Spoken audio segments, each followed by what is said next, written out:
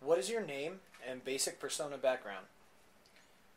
In Amtgard, my name is Neobrood Cassius. I'm a Roman lord. What interests you about Amtgard? Everything. Crafting, fighting, service. It's a great place to apply the leadership skills I've learned over the years. The community, the camaraderie, just the whole lifestyle of Amtgard. Okay, you said the leadership skills that you've learned over the years. Where did you learn those leadership skills? A number of places. I was in Boy Scouting when I was young. Then in high school, I was in the Army ROTC program. I picked up a lot of leadership skills there, as I'm sure you can imagine. And then it's just kind of developed from there. Okay, how did you start playing Amtgard? How did I start playing Amtgard? Right, like how did you find Amtgard? Oh, okay. My dad is actually in the SEA. And I was always interested in what he was doing there. But the SEA is a little too period Nazi and a little too expensive for me to participate in. Okay, so you say period Nazi. Do you mean more like what do you mean by period Nazi in comparison from the SCA to Amtgard? Oh, okay. So in the SCA, they're very much more concerned with historical accuracy in all aspects of everything that they do. We being Amtgard. Amtgard. Okay. Embrace the fantasy aspect as part of that periodism, and we're not quite so nitpicky about what materials you use to make a cloak, or if it looks like it was period, then it's good enough. It doesn't have to be from period materials. Okay. Why did you start playing Amtgard? Why I started playing Amtgard? Right. Like I said, I was always really interested in it from learning about stuff with my dad. I think a huge portion of why I started playing Amtgard was to utilize those leadership skills that I had learned. I was having trouble finding anywhere where I could use them, and it was a great replacement for the places that I was able to use it in the past. Okay. What so far has been your greatest achievement in life? Not just in Amtgard, but in life in general. Considering everything. Yeah. I'd have to say that my greatest achievement in life in general is raising 5 wonderful children. Okay, why do you find that to be your greatest achievement? There are many people out there who have many children who go on to be doctors, lawyers, or CEOs of giant companies. Do you think that they'd have the same answer as you, that is their greatest achievement? Why is that your greatest achievement? I don't know if they would have the same answer as me. I think it's my greatest achievement because as a child I was always looking forward to becoming a father, and wanting to fix the issues that had come up in my life, in my children's life, make their lives better, and they're basically everything to me. I mean, it's important that they be happy. Okay, what so far has been your greatest achievement in Amtgard alone, solely? My greatest achievement in Amtgard would be, I guess, it would be completing so many successful terms in office and getting to a point where I never thought I could be, as far as ANS and fighting and everything else goes. It's been a real challenge to fight effectively. Okay, why do you find that to be your greatest challenge? I have, never been very coordinated. So, obviously fighting takes a lot of coordination. I have some kind of minor health issues that affect that as well. So it's been really great to overcome those issues and still be able to compete with everyone else. Okay. Now, you said the greatest achievement in life was having 5 wonderful kids and raising them, as far as it's gone so far. And you said that the greatest achievement in Amtgard is actually overcoming a lot of things and bettering yourself, and to the point where you are now. How do you compare those two achievements? They both bring me intense joy. I would say that they're very similar on different levels. Obviously, my children are for life. Amtgard's just a game. But I definitely am just as proud of Amtgard as I am of my children. Or where I am in Amtgard. Right. Okay, what do you feel is your strongest area in Amtgard? And could you tell us why that would be your strongest area? Okay.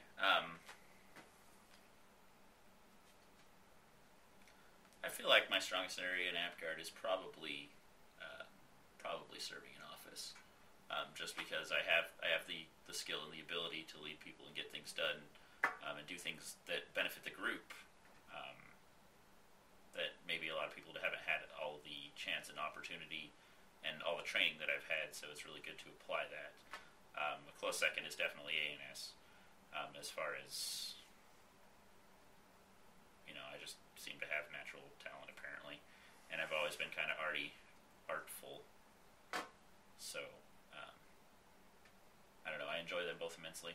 But, yeah. Do you feel like the training in those areas, by them giving you an edge in that is why it's your strongest? It's because possibly it's the least thing that you have to work at. Well, yeah, I would say that probably definitely helps. If I didn't have the training, it would definitely be much more difficult, and I would have to work at it more. So that just makes it easy. I don't really have to do anything other than fall back on the training that I've already had. I don't have to figure out new ways to approach situations. I mean, you do, but it's, I'm sure, less than... Right. What about your least strongest area? Where do you feel that is? My least strongest area is probably fighting, which ironically is probably the area that I enjoy the most. Just because of all the issues that I've had to overcome. But I am proud of where I am. And I do have immense drive to improve that area. Just takes time. Okay.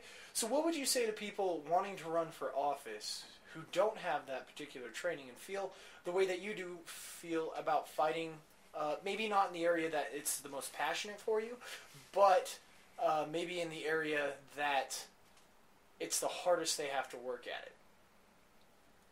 I would say as long as you're enjoying yourself, and as long as your heart is in the right place, and by your heart being in the right place, I mean as long as you are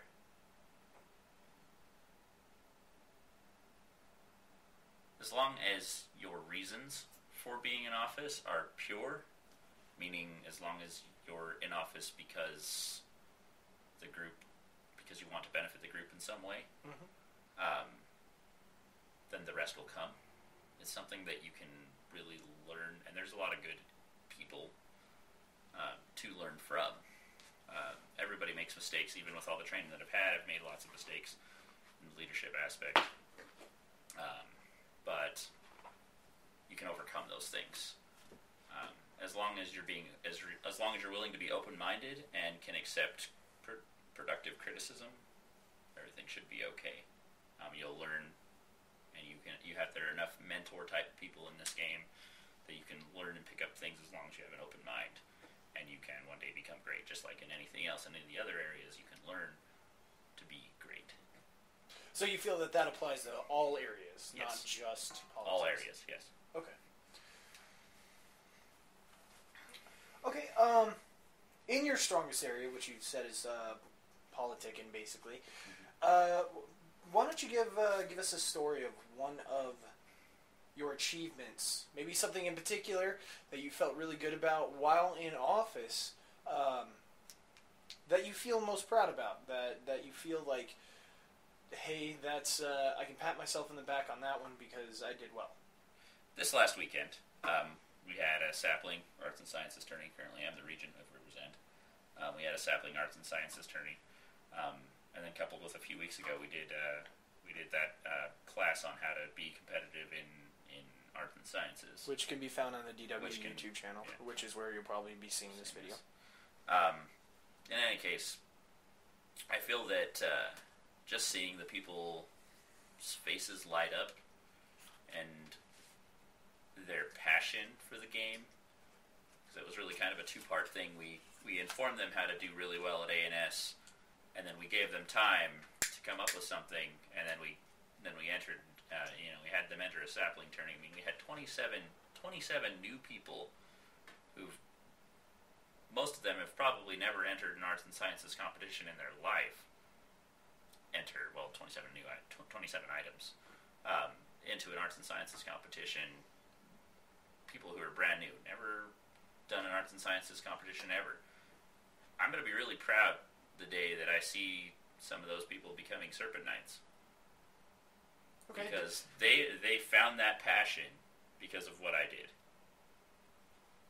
So you feel like you had a direct influence on what they did, as far as, or what they did and what they might do. You feel like you had a good influence on those people. Right, and hopefully it'll bring them as much joy as it has brought me. Okay. What keeps you going? I know it's kind of a general, broad question, but what Josh, I know you personally.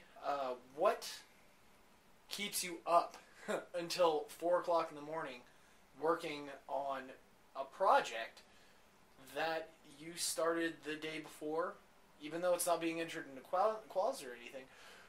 What keeps you up that late at night? What keeps you going and doing this every single week?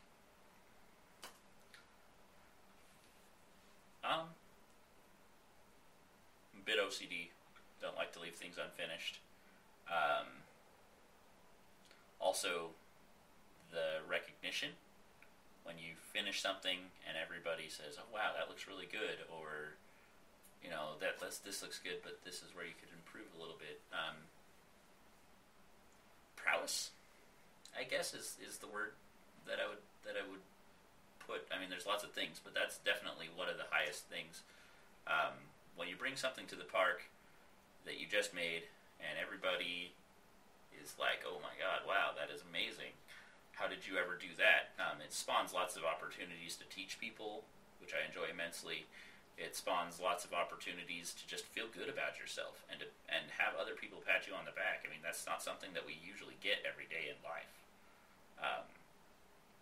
To have people appreciate what you can do, I think, is an important part of the human brain, how we work.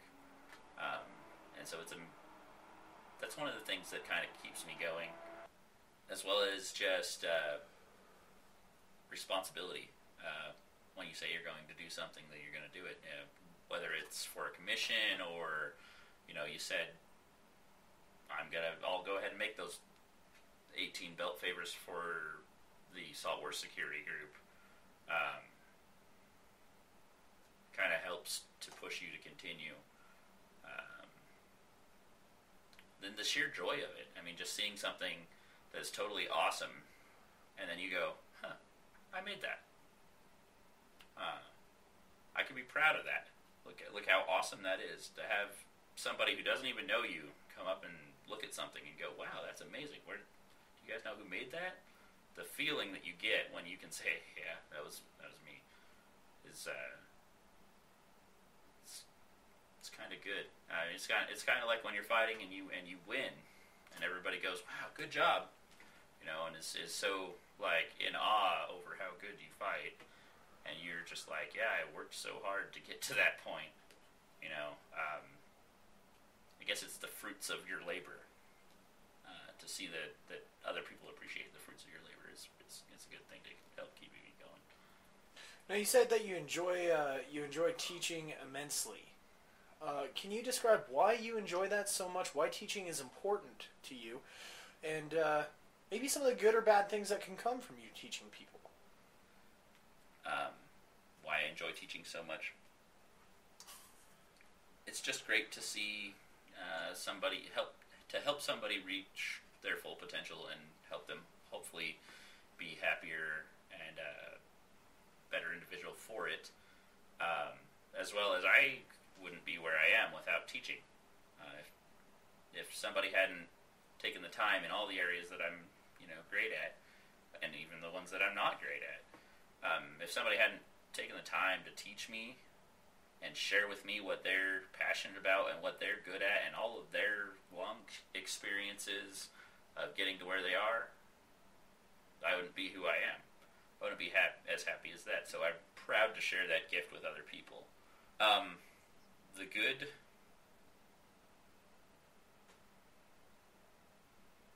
as I said, just basically to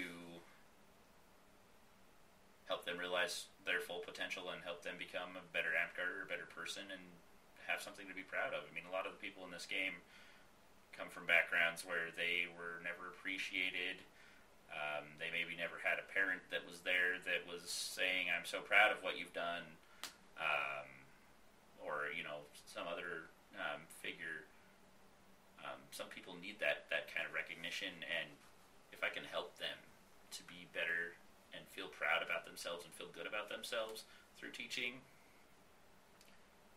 and all I have to do is take a couple minutes out of my day and show them something that I love to do anyway and I'm going to do anyway, then why not? And to see them come up from nothing and achieve some, a higher level award, and they're so proud of themselves, it's kind of like a gift that you gave them, that you helped them to achieve. And we all know gift giving makes you feel good. So. Okay, and how do you think that influence, or the teaching that you give people, there are multiple areas where that could be good and that could be bad. Could you describe maybe 3 instances where that could be good, and then afterwards please describe 3 instances where that teaching might be bad? Okay. If you know what you're doing, and you're passing on positive knowledge, and it's a good, solid teaching session, then that will achieve those goals that we just talked about, and that's a good thing.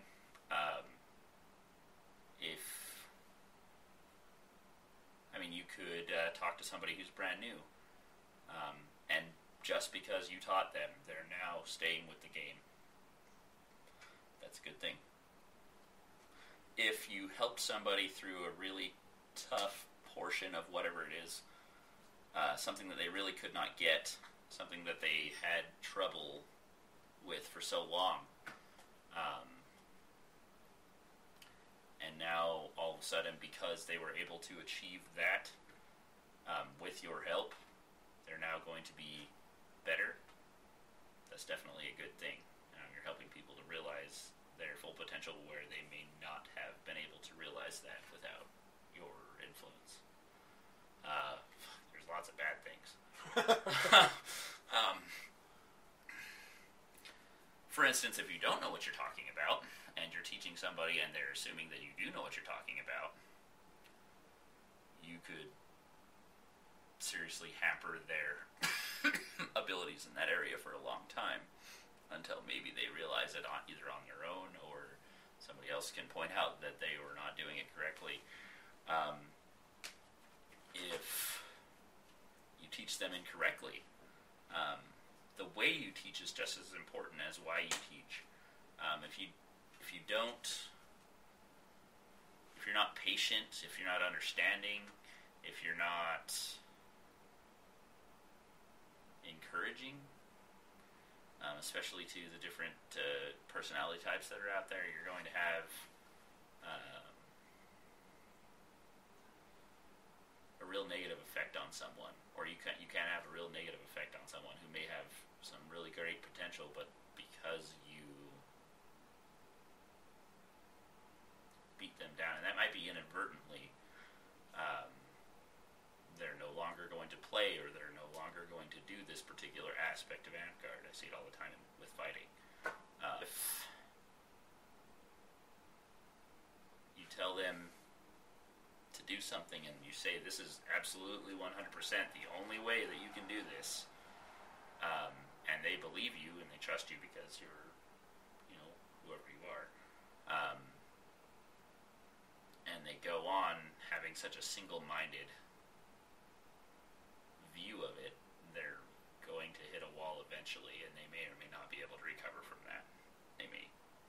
stop playing, or they may turn into somebody who's altogether not a pleasant person. Let's move on to goals. A lot of people in Amtgard think that the goal is knighthood. What in particular, and we spoke about this before, what are your goals of playing Amtgard? Like, I know it's there's a general question of going out, playing a game, having fun. That's always there. Hopefully, that's always there with most people that you talk to. But specifically, and the answer, it obviously could be knighthood, to get one of your goals being knighthood. But excluding knighthood and excluding having fun, what are a few of your minor goals in Amtgard? I'd like to one day win a fighting tournament. I'd like to achieve the title of Marquis, because it sounds cool. You said minor goals. No, that's exactly what I'm talking about. I'd like to one day see my mentors reach their full potential, or my mentees reach their full potential. The people that look up to you. The people that I teach, the people that look up to me. That will be a great moment. I'd like to one day see my children playing Amtgard. In general, another kind of, it's kind of a tangent, but another kind of reason why I play Amtgard is fulfillment. Kind of the fulfillment that you don't really get from a job that you don't love. Kind of makes your life more complete, makes you feel like there's a reason, a purpose.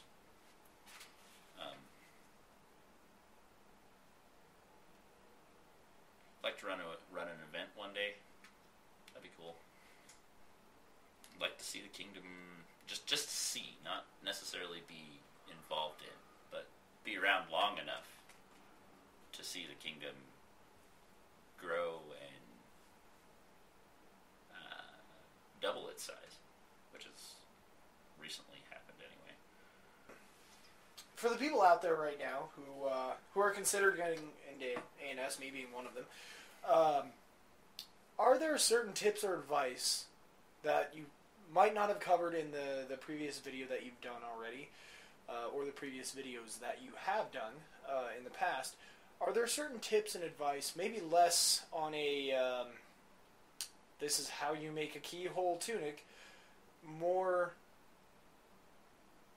real situation advice, like kind of a more of a broad scope as a personal thing, less as a technical thing? Gotcha. Never craft when you're too tired to thread your machine. Good advice.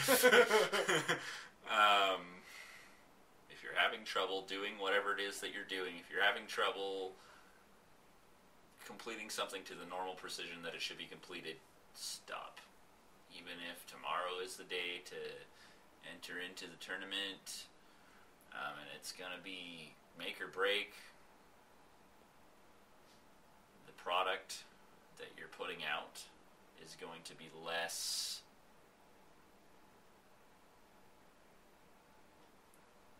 it's going to hurt you in the end, because your product is going to have many more minor mistakes than when you're fully awake, fully aware, fully functional. Preparation is key.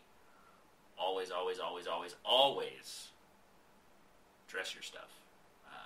By that I mean make it look as pretty as it can. If it can be shined, shine it up. If it can be ironed, iron it. Make sure it's clean. These are just some basic kind of whatever things, but they're so important. They go a long way.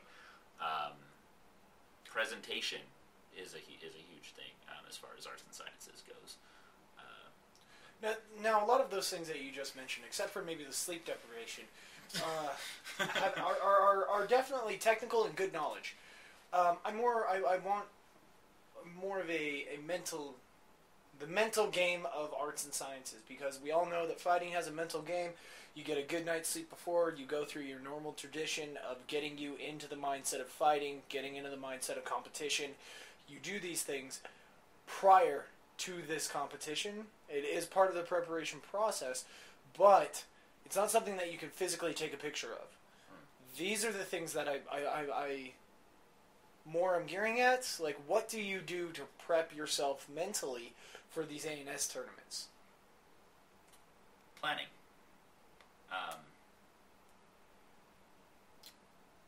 Because it's not like a night before thing. When you enter an arts and sciences tournament, it's something that you've been working on for the last, hopefully at least a month. You know, just decide a week before that you're going to enter an arts and sciences tournament. Some people do that, but for me, I say, okay, here's this next arts and sciences tournament coming up. It's Dragon Master, Dragon Blade Wars. You know, I get in my head mentally, you know, a month and a half, 2-3 months out, I'm going, okay, what kinds of things can I enter, and what kinds of categories can I enter, and can I handle that? How much time am I going to need for this particular project? It's time management. It's very important.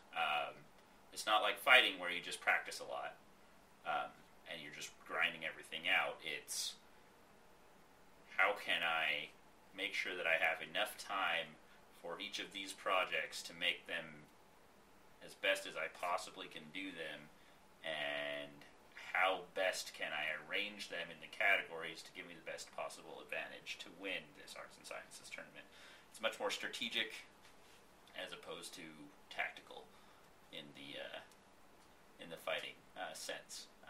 What I mean by that is it's kind of like an overview, come up with a plan, execute the plan, as opposed to, okay, I'm here, I'm on the battlefield, I'm going to do this now because this applies to this particular situation.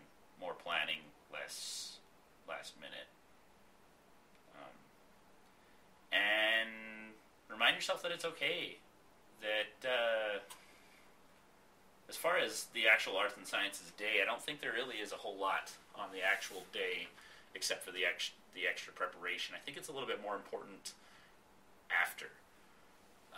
Because if you enter an arts and sciences tournament and you go, wow, I really worked hard, I really feel good about how I entered, and I think that my items are going to do really well, and then it turns out that you didn't do well at all, nowhere near how well as you thought you wanted to do, or that you thought you should be able to do.